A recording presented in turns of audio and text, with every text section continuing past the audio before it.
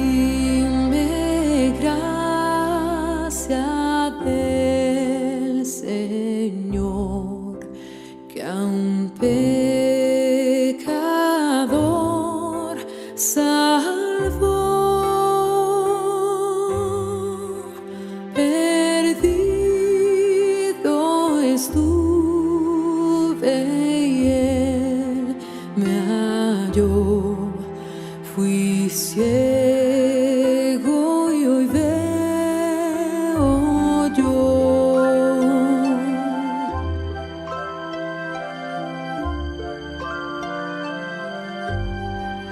Su gracia me enseñó a temer y las dudas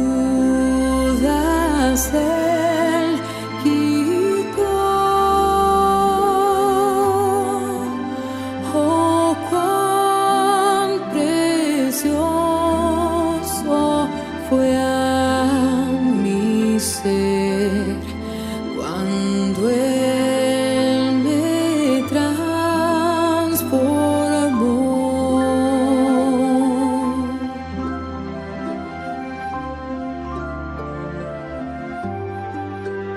En los peligros y aflicción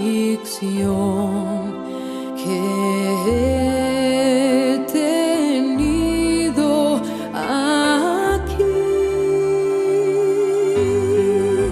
su gracia siempre me libró y me guiará al hogar.